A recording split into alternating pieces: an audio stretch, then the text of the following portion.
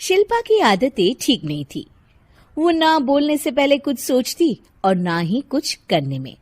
उसकी इस आदत से सभी परेशान रहते।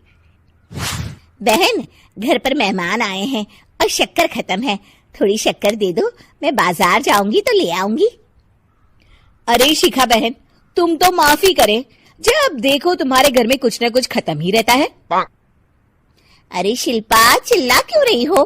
कहा ना घर में मेहमान बैठे हैं, सुन लेंगे। सुन लेंगे तो सुन ले, तुम लोगों की मांगने वाली आदत तो बंद होगी। अच्छा शिल्पा, ना दो शक्कर, लेकिन बात तो अच्छे से करो। एक कटोरी शक्कर के लिए तुमने मेरी बड़ी बेइज्जती कर दी। शिल्पा बड़बड़ाते अंदर चली जाती है तो शिखा भी घर चली जाती है। माँ, क्या हुआ? अरे कुछ नहीं बेटा, पता नहीं कहां कहां से ऐसे पड़ोसी आ जाते हैं, जब देखो तब कुछ न कुछ मांगने के लिए घंटी बजाते हैं। अब घंटी बजे तो दरवाजा ना खोलना।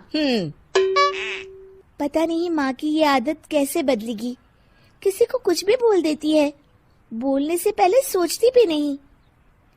शिल्पा की ये आदत दिन ब दिन बढ़ती ही जा रही थी। एक दिन शिल्पा के दरवाजे सब्जी वाला आया। सुनो भैया, मुझे ये भिंडी, टिंडे, लौकी और आलू के साथ 1 किलो प्याज दे दो। जी बहन जी। वो एक एक कर सारा सामान पैक कर देता है। कितने पैसे दूं? 220 रुपए पूरे। अरे इतना महंगा नहीं। हाँ, मैं तो सिर्फ 150 दूंगी। नहीं नहीं, पैसे तो पूरे लूंगा, नहीं तो सब्जी वापस कर दो। ऐसे कैसे वापस कर दूंगी? मैं तो एक भी सब्जी वापस नहीं करूंगी।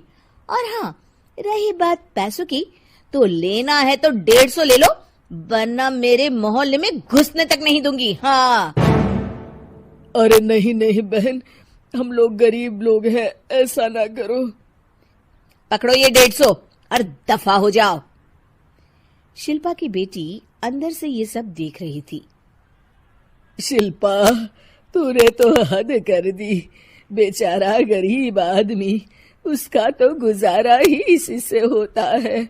बोलने से पहले सोचा कर बेटा। माँ, आप चुप रहो, घर चलाना बच्चों का खेल नहीं। और वैसे भी इतनी महंगी सब्जी थोड़ी ना होती है। आपको तो सिर्फ खाने से मतलब है, लेकिन मुझे तो सब सोचना पड़ता है ना। शिल्पा की सास ये बात सुनकर दुखी हो जाती हैं।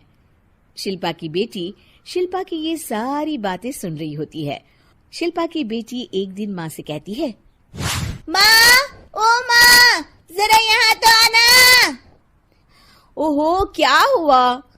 क्यों चिल्ला रही हो ऐसे बेटा? हुआ क्या? ये देखिए मेरी स्कूल की ड्रेस कितनी गंदी हो गई है, इसे कौन धोएगा? लेकिन ये तो साफ है बेटा, मैंने अपने हाथ से खुद साफ किया है। माँ, ये ड्रेस इतनी गंदी है कि मैं इसे पहन ही नहीं सकती। चलो, मुझे बाजार से नई दिलाओ। शिल्पा दुखी हो जाती है और वहां से चली जाती है कि तभी सामने उसकी सास मिल जाती है।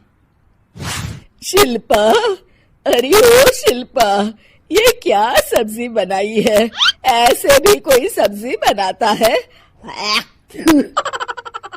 शिल्पा सास की इस हरकत से सख्ते में आ जाती है। अरे माँ को तो मैं जो बना दूं उन्हें वो पसंद आ जाता था, फिर आज वो ऐसा व्यवहार क्यों कर रही हैं? शिल्पा कुछ समझ पाती कि थोड़ी ही देर में उसका पति आ जाता है। अरे शिल्पा, ये क्या है? क्या हुआ आपको? ये मेरी अलमारी पूरी अस्त व्यस्त है, तुमसे कोई काम नहीं होता है। सारा दिन पता नहीं क्या करती रहती हो। अरे मैंने तो सारी अलमारी साफ रखी है। इसे तुम साफ कहती हो? ये तो पूरा कूड़ादान लग रही है। शिल्पा परेशान हो जाती है और समझ नहीं पाती है कि उसके साथ क्या हो रहा है। शिल्पा अकेले कमरे में जाती है और जोर जोर से रोने लगती है।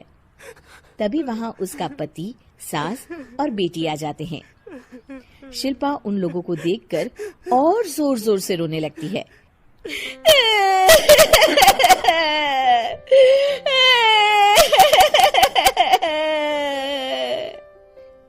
कि तभी उसकी सास उससे कहती है, क्या हुआ? यहाँ बैठकर रोती रहोगी या फिर खाने को भी कुछ बनाओगी? माँ, पहले आप बताएं, आप लोगों को क्या हुआ है जो मुझसे ऐसा व्यवहार कर रहे हैं? वही हुआ है जो तुम्हें रोज होता है। मैं समझी नहीं। माँ, आज घर वालों ने आपसे बुरा व्यवहार किया तो आपको कितना बुरा लगा ना? हाँ, मुझे बहुत बुरा लगा। मुझे अच्छा नहीं लगता कोई मुझसे इस तरह से बात करे। सही कहा शिल्पा, जो चीज तुम्हें खुद के लिए अच्छी नहीं लगती वो तुम्हें दूसरों के साथ भी तो नहीं करनी चाहिए। बेटा, हम तुम्हारे अपने हैं, फिर भी तुम्हें अपनों की बात का बुरा लगा। लेकिन सोचो, जिन बाहर के लोगों से तुम ऐसा व्यवहार करती हो उन्हें कैसा लगता होगा। हाँ माँ, आप सच कह रही हैं। मैं आप लोगों से माफी मांगती हूँ। मुझे कड़वा नहीं बोलना चाहिए। मैं समझ गई, मैं आपकी हूँ इसलिए आप लोगों ने मुझे सुधरने का वक्त दिया और मेरा साथ दिया। लेकिन जिन बाहर के लोगों से मैं बुरा व्यवहार करती आई, वो लोग मेरे कड़वे बोल से कितने दुखी होते होंगे। मैं वादा करती हूँ, आज से ऐसा व्यवहार किसी के साथ नहीं करूंगी। सीख, हमें दूसरों के साथ वैसा ही व्यवहार करना चाहिए जो हम खुद के लिए अपेक्षा करते हैं।